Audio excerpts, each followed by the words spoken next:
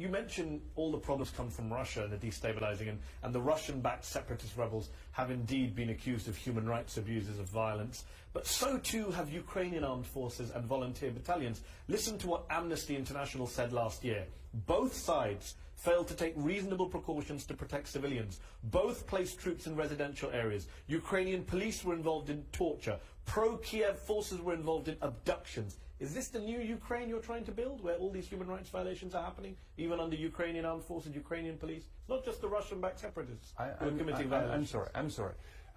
Where's the reason of conflict?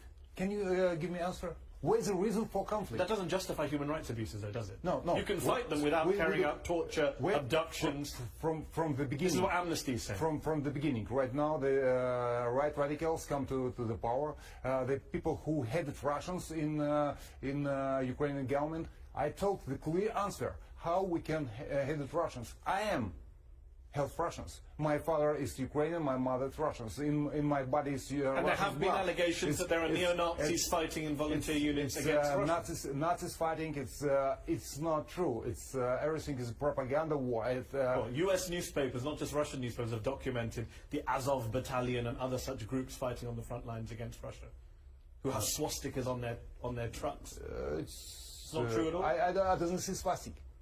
I talk to the people. We defend our territory. We defend. What about the human rights violations? What do you say about Amnesty?